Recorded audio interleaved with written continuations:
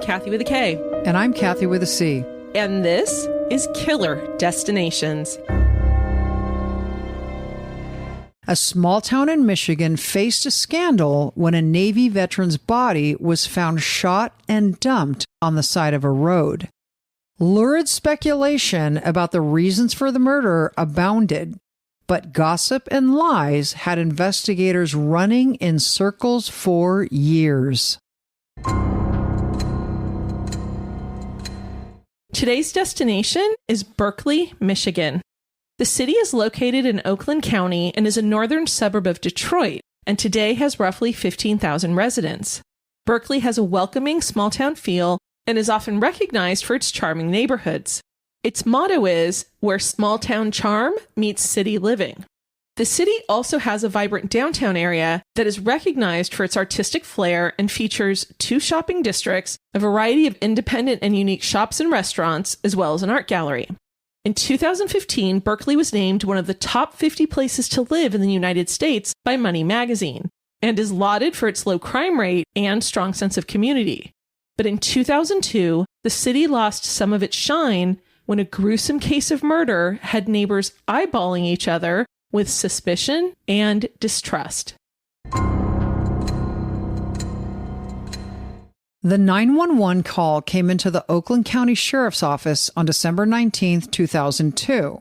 Kath, it turns out that a man collecting cans and bottles on the side of the road just north of Berkley looked down the embankment to see if there was anything in the ravine that might be worth some money, and he could not believe his eyes. And he kept looking, and he didn't believe that he was actually seeing what he was seeing, but ultimately had to admit, yep, that's a dead body. So what he saw was a partially clothed man lying at the bottom of the ravine, curled into the fetal position. When officers arrived, they found that it was a body of a white male wearing only a Detroit Tigers t-shirt and otherwise naked. So responding officers looked around to try to find identification, and they couldn't find anything in the ravine or around this man's body. But they were able to clearly see 2 bullet wounds. One was in his upper left chest and one was in his stomach. Now, because they didn't have any identification, the sheriff's office reached out to local news stations for assistance and basically said, hey, listen, we found a John Doe. We need your help. And he has a really distinctive tattoo that we think will help identify him. Would you guys mind publishing this? So, of course, that night on the evening news, it was a very big story. And they detailed the fact that they believed he was married, he had a wedding ring on, and the distinctive tattoo was that of the Grim Reaper on his right arm. So it worked, and the following day, a woman named Rebecca Smith called 911. And she said that her mother had seen a news report the prior night, and the reporter described a deceased male that might be her husband, Michael. Rebecca did confirm that he had a Grim Reaper tattoo on his arm that he got several years ago when he was in the Navy. So after speaking with Rebecca, detectives were able to confirm through his Michigan driver's license that the man they found was in fact 30-year-old Michael Lee Smith. He was a father of 3 with 2 little boys from his current marriage to Rebecca and an 8-year-old girl with his ex-wife. So, Kath, after confirming the identity, they went to Rebecca's home to break the news to her that, in fact, the deceased man was her husband. And of course, she's freaking out, she's distraught, and they're having to describe the circumstances in which he was found. And of course, wait, he was in a ravine, he was half naked, I don't get it, what happened, that kind of thing, and he was shot. So she was understandably very, very upset. She told them that she and her husband had met 7 years prior. Now, this was March of 1995, when they were both in the Navy at A School in Tennessee. A School is basically where sailors go immediately after boot camp because they need to learn technical skills for whatever specific job designation they're getting after they graduate. And Rebecca explained to detectives that her husband was a really good guy, but he did have some problems. His was mostly alcohol. When asked when she last saw Michael, Rebecca told detectives it had been 10 days. So she explained to them that she'd come home to find an eviction notice taped to their front door. they were being evicted for non-payment of rent. So she freaked out and confronted Michael, and he admitted to her that he'd relapsed, started drinking again, and had to use rent money to pay for his bar tabs. Can you imagine how much that had to have been? I know. He meant business when he, fell off the wagon. No kidding. Which is what happens. Yeah. So anyway, Rebecca's pissed. And so she tells Michael, we're done. You got to get out of the house. We are done. Michael begged her, please give me a chance. I'll go to rehab. I'll get better. All this kind of stuff. And she agreed. She basically said, I will stick with you on one condition. You have to go to rehab immediately. And he agreed. And he called his mom in Florida and was like, hey, listen, I need rehab now. Can you help me find a place that will allow me to come into treatment right away? And Kath, I had read that he had said this to his mom because he knew if he didn't get into treatment immediately, he was going to renege on this whole thing and be like, nope, oh, look, there's a bar. I'm going to go there instead. Right. Which is totally understandable. Totally. Well, that's telling the truth, Yeah, absolutely. Yeah. So anyway, mom, of course, comes through and finds a rehab that's going to take him immediately. So Rebecca dropped Michael off at the bus station in town the following night. So at around 6 p.m. So the nice thing is in that 24-hour period, he hadn't changed his mind. Anyway, so she drops him off at the station and drives away, and she hadn't heard from him since. So detectives thought it was kind of weird. They're like, well, wait a second. He's been missing for 10 days and you haven't reported him to the police? That's very odd. And she said, look, he's done this before. After I dropped him off, I waited a few days and I called his mom, and his mom told me that she had never heard from him. So I, of course, immediately assumed the worst, and I figured, oh, dang, he didn't go to rehab. He's fallen off the wagon. And she told the detectives that he had a pattern of going on and off and not calling anybody. So she just assumed he was on a bender. Which makes perfect sense. Correct. She didn't believe that there was any reason to call the police, and she certainly didn't think he was hurt. Detectives also asked Rebecca during this first time whether she had any life insurance policies because, of course, they're trying to cover all their bases. Maybe money is a motive here. And she said, listen, I'm going to get a little money from the Navy, and that's it. The medical examiner's report confirmed Michael's cause of death was 2 gunshot wounds. As you said, one to the chest, one to the stomach. But what was interesting was that there was a corresponding hole in Michael's t-shirt where the bullet went into his chest, but there was not a corresponding hole in the t-shirt for the stomach wound. The fact that his t-shirt was pulled up when the shot was fired seemed to support recent speculation that Michael's lack of clothes on the lower half of his body was because he'd been partaking in a sexual encounter when he was killed. And so during the first few days of the investigation, nothing indicated to detectives that he'd been having an affair, but they had started to hear rumors of an alternative lifestyle. So, Kath, what happened was, just a few weeks after Michael's body was found, one of his coworkers approached detectives and said, there might be a secret Michael was keeping. He actually might have been involved in a gay relationship. Now, what's interesting, Kath, is that Michael worked at an automobile dealership, and when detectives initially talked to his coworkers, they all said that they didn't know him really well. They felt they were a big family at this dealership, but he kept to himself, and he didn't really hang out with them on the weekend. But the way he talked about his wife and sons made them think that he was devoted to his family, and they also knew that he was a regular churchgoer. And so that's why when the coworker approached detectives, they were like, buddy, where are you getting this? Like, we talked to all the coworkers. You didn't hang out with him. Like, why do you think there was this gay relationship?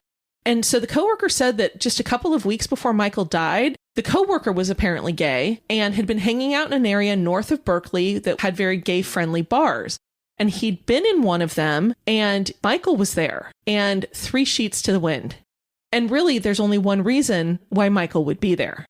So, of course, detectives are fascinated by this because they've heard nothing of the sort. So the very first thing they did is they followed up on the information they'd put together. And the first thing that they were able to dismiss was actually the speculation from the coworker that Michael may have been toddling off to gay bars, as one does. Right. As one does. Just bars in general. Kath, when they followed up on this male coworker's claim that Michael was spending time in a gay bar, they actually found out that it was true. But it wasn't the situation that this guy had alluded to. The detectives confirmed that he had been at a gay bar a few weeks before he was killed, and he had been hammered. But he wasn't trolling for men. he was actually trying to pick up a couple of women, but he wasn't aware, A, number one, that it was a gay bar, or B, number two, that the women he was trying to pick up on were lesbians. It was truly a case of being in the wrong place at the wrong time with far too much alcohol. I was just going to say, with the wrong BA Exactly. in your system. Now, going back to actual facts that they have in the case, right? The medical examiner originally thought Michael had been dead for a few days before he was found, but he actually later determined that Michael's body had been frozen and was in the process of thawing when he was found.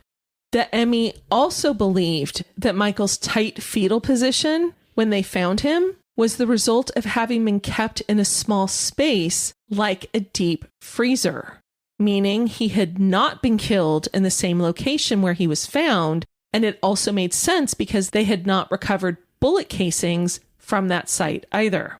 And Kathy, one of the things that detectives had talked about is that this wasn't a typical winter in Michigan. Like, of course, I think we have a skewed perception of what cold winter is. Right. Ours is like when it's really windy. If it's 65, we're in sweaters, right. I still remember that in college because I went to a college in Southern California. You could tell who all the Southern Californians were because it hit 65, were in sweaters, and the people from the East Coast were in shorts and t-shirts. Totally.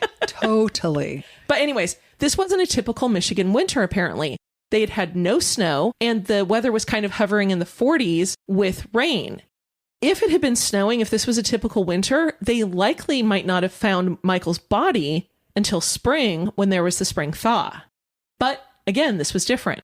But the reason it was problematic in Michigan that he might have been kept in a deep freezer is it pretty much opened up the entire state as suspects, because Michigan is considered one of the most popular hunting destinations in the United States. And a lot of Michiganers, I don't know. Michiganese. Michiganois. That's the one. But a lot of the people who live in Michigan are avid hunters. And of course, they eat what they kill, right? And so they need a place to keep all that meat so that they can use it all year round. So everybody had a deep freezer. So the suspect list was not limited in any way. Exactly. It wasn't just the Michiganois. Right. And we apologize to all of you who are from Michigan, have been, were there, or traveled through. Right.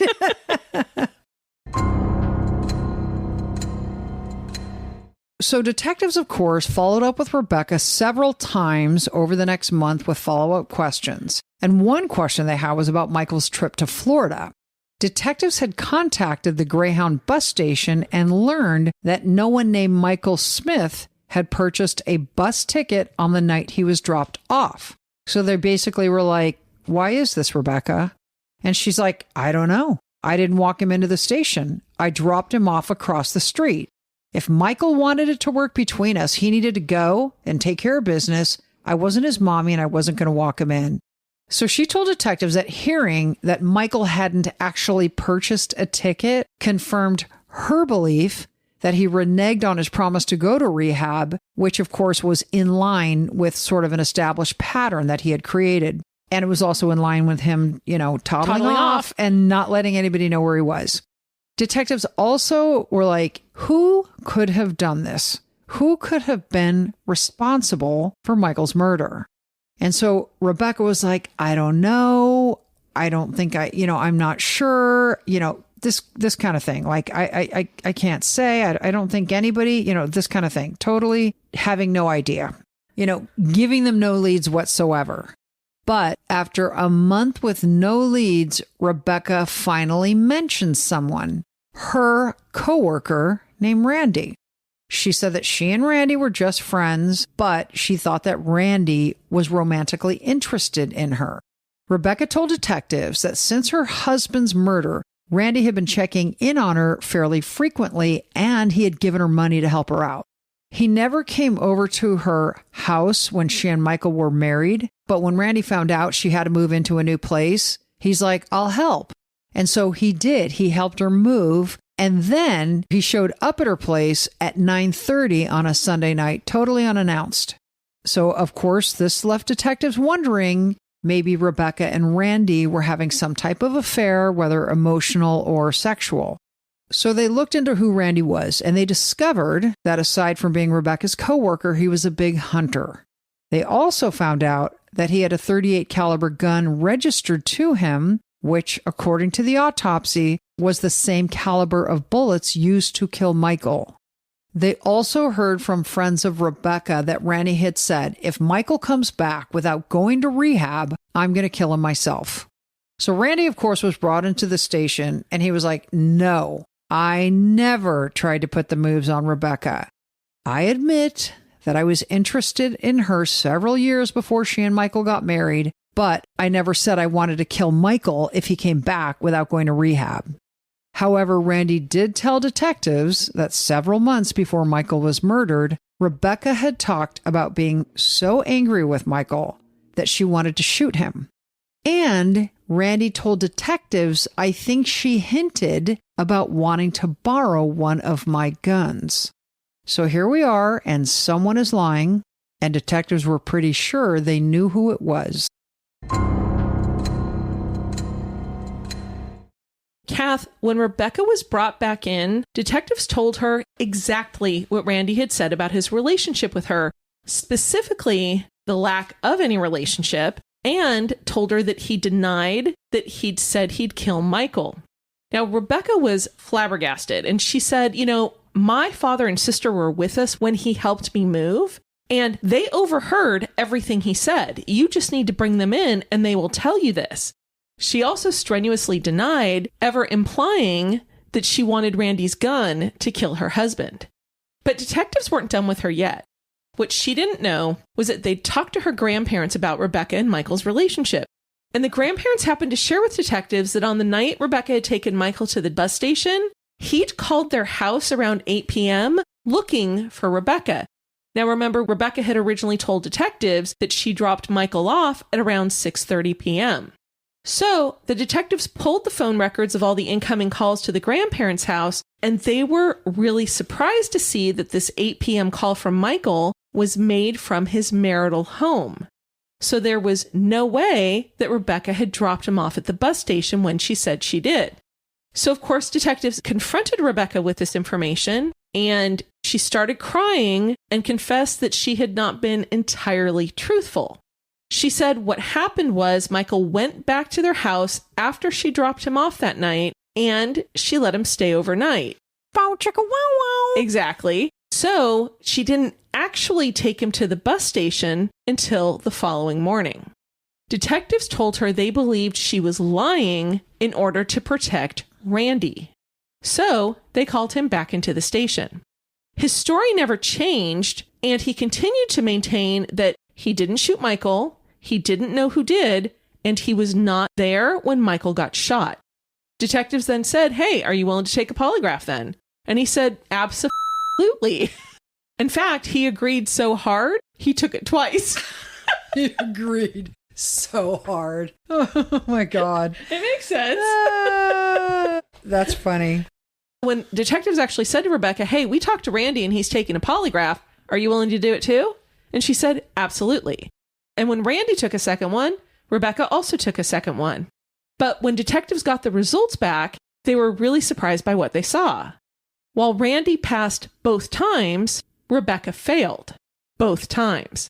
Now, she was actually insistent that the results were simply because she felt like she was responsible because she was the one who had asked Michael to leave the house. And that's actually possible. I agree. Have you had a poly before? No. Oh my God, they're brutal. Oh, have you had... Wow, why'd you have to have one taken? I had to have one when I started working for the PD with the homeless thing. Oh. Yeah, I had to go through a full background. And you so, passed? Barely. I bet. Holy cow. One of these days I'll tell y'all some stories. No. You still owe us the shoplifting story, by the way. Oh, I'll tell that one of these days. Yes. But a polygraph is the most nerve-wracking experience you'll ever have if you're not a sociopath. If you're a sociopath, it's no big deal. So I'll be fine. It's just another day. You'll be totally good. You would pass no problem. But it is truly nerve-wracking. You know, it's like they ask you a series of questions to see what your sort of like baseline is. And the questions are designed not to be, you know, provocative. Right. Like, what's your name and this and that? Tell me about your like job. How easily you'll be able to say yes or no to things, right? Well, more like, what's your baseline when you're telling the truth? Yeah, like it's not something you're going to lie about. I see what you're saying. Is this your last name? Yeah. Yes. Yeah. So did you kill your husband? Yeah. Yes. No. I mean, no. Not you. When the polygraph lady was asking me to describe what I was doing, she was so like, I knew what was happening. Like, because they have you hooked up to these things. It's really intimidating. You feel like you're in this electric chair. And anyway. Somehow I don't think that's what it feels like. Yeah, but... no, dude. I was like, Hannibal Lecter, Clarice. But anyway, so she's asking me to tell me what I do for a job. And so I'm like going through it. And she was like, she had the most perplexed look on her forehead for half a second. And then she like put on her game face. And I know what she was doing. I was like a live wire. Oh, yeah. I'm sure it came across like I was like, blah, blah, blah, blah, like, you know, and she's so like, is she lying this whole time? Yeah, exactly. But anyway, it's nerve wracking. So if you think you're responsible for your husband's murder, I could see failing a polygraph. Anyway, back to Rebecca. After failing both of these tests, Rebecca said, you know what? I'm not going to talk to you guys anymore. And I'm going to get an attorney because I think you're setting me up. And you go through my attorney now. And Kath, before this point, I believe Rebecca hired a private investigator to try to find her husband's killer. So although detectives never declared the murder investigation a cold case, by May of 2007, more than 4.5 years after Michael Smith was killed, no arrest had been made. Around this time, detectives learned something that changed the entire case. So, Kath, it turns out that the detectives had always been suspicious of Rebecca. So after Michael's funeral, they approached one of his cousins, Brenda. And Brenda was someone who adored Michael. They were very, very close, and she was devastated by his murder. And so the detectives were like, hey, Brenda, how you doing? We're investigating his murder, yada, yada, yada, yada, yada. Would you agree to be in touch with Rebecca after the funeral and just take notes on your conversations and just, keep us posted with any interesting tidbits? And so she, of course, was wise to the game. And she's like, okay, I'll do this for you. So she did, and nothing incriminating had been said for 4.5 years. Nothing. And Brenda kept up the phone calls to Rebecca, checking in on her, checking in on the kids, all of that good stuff. And Brenda actually said that, after a while, she just became close to Rebecca and started feeling guilty about writing down notes to these conversations because she's like, it's been 4 years and she treats me like a friend and she's not saying anything. Like, am I trying to push somebody who's innocent into jail? Right. So what happens is 2007, Rebecca and Brennan are having another telephone conversation, and Rebecca throws in that Michael had a life insurance policy with a local company in town. Now, this shocked Brenda, news to her, but she let the detectives know. So they reached out to this insurance company, and they confirmed that not only did they carry a policy for Michael, but just a month before he was killed, Rebecca had reached out to them and asked, hey, by the way, is this policy still valid? The amount of the policy? $200,000. So detectives now had their motive. So they go into a judge, basically asking him to sign off on a search warrant because now they know, like, okay, she did this for money. And we want to go check out the house where she and Michael lived. Of course, she no longer lived there. The judge agreed to sign the search warrant. They executed it, and what they found sealed Rebecca's fate. So the sheriff's forensic team found bloodstains matching Michael Smith's DNA on the edges of the floorboards in the closet. And I am assuming, Kath, that his blood got stuck in the crevices. Exactly. They said that the floor had been cleaned, but because there was so much blood, it wasn't thought of to clean in the cracks. Right. Like take out the baseboards. Right. For sure. And the dimensions of the closet where they found this blood, according to the medical examiner, would have been the size used to keep Michael's body in that tight fetal position that he had been in when he was dumped on the side of the road. Just 2 weeks later, in mid-May 2007, Rebecca Smith was arrested and charged with open murder, which in Michigan means she was charged with murder that could include first or second degree murder. She went on trial 6 months later, and Kath, the prosecution admitted one piece of evidence that was just shocking. Like, I could not believe that this had happened in this case. It was mind-blowing. It was gobsmacking. It was all of these other all things. All those things. Exactly. Fill in the word here. Right. Basically, what had happened is that when Rebecca was arrested, she was thrown into the pokey pending her trial. And while she was in jail, she would spend her time writing letters to her family and friends. But one of these letters was actually pulled out of her outgoing mail stack and read. Rebecca had written identical letters to her best friend and her sister. And this was the letter that was intercepted by police. She asked both women to write a letter that would basically be a confession from Michael's gay lover, so ostensibly the killer. And she told her friend and sister they needed to write 3 letters, identical letters, send one to the judge, one to the defense attorney, one to her defense attorney, and one to the newspaper. Then she also directed in the letter that they had to make sure that they did not leave any fingerprints on the letter or the envelope, and it had to be mailed from a mailbox that was not in range of any camera. So the defense attorneys argued, this was just a young woman's foolish attempt to sway the jury. Right. She was desperate. She didn't want to be separated from her kids. She was scared. Right, exactly. So you can't count this as real evidence. But the prosecution stood up and said, whoa. This letter has way too much information about Michael's death for her not to have been present when he was killed.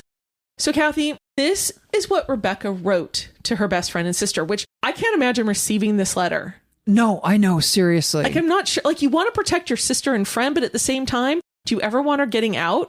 Anyways, so this is what Rebecca directed her sister and friend to write. Michael first came to me on the night of December 10th, 2002, and he met me in the kitchen. Michael told me that he was going to leave me, as in break up with him, and I said, over my dead body. Michael started to lunge toward me, so I shot him in the stomach, and it slowed him down a little bit, but it didn't stop him. So I fired again, and this time I shot him in his chest, and he went down.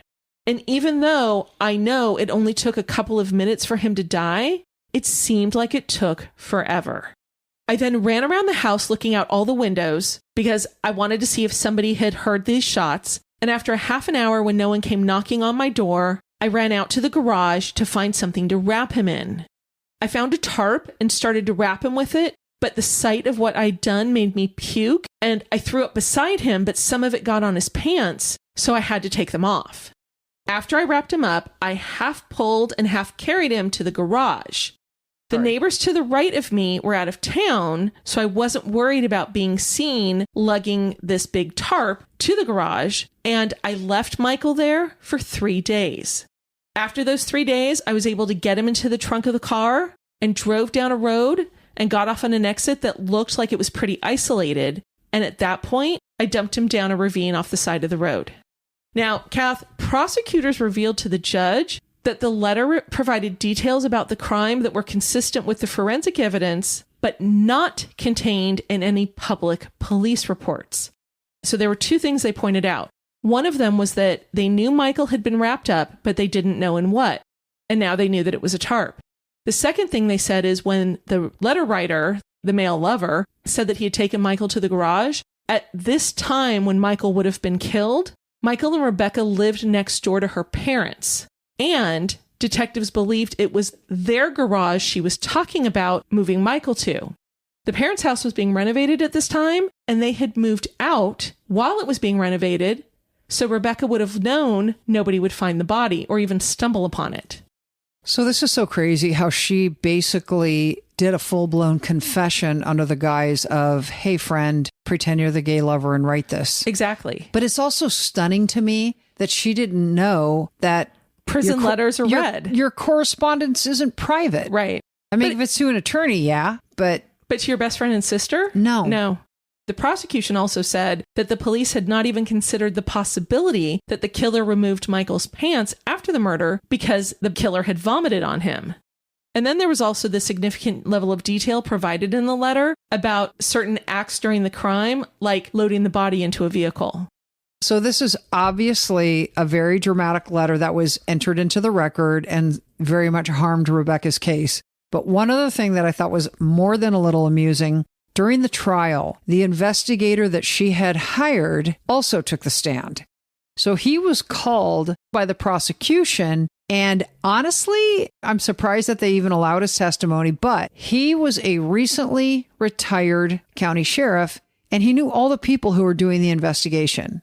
And so they asked his opinion on the investigation, and he basically said, look, I don't know the facts of the investigation. I wasn't privy to that because I was no longer working there, but I would say these guys are generally competent investigators.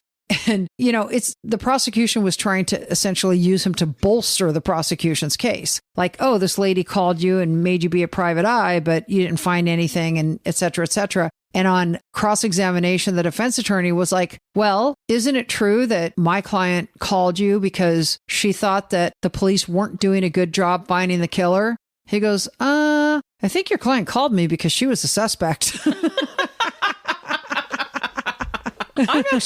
You and I had talked about this too. I was shocked that he was allowed to be a prosecution witness. He had to have been utilized by her before she hired an attorney. And this information is from court records, so they didn't go into the details of how she came about hiring him. Right. They just know that he frickin' testified at trial. Yeah. Crazy. So there had to have been something, and it made it through her appeal as being okay to have had happen. Right. It wasn't reversible error. There you go. That's what. Yeah. It was okay to have had happened. Oh, slow down, Miss Kardashian. The legal. Oh, did you see she failed her bar? I did. Did you also see that she admitted to studying via AI?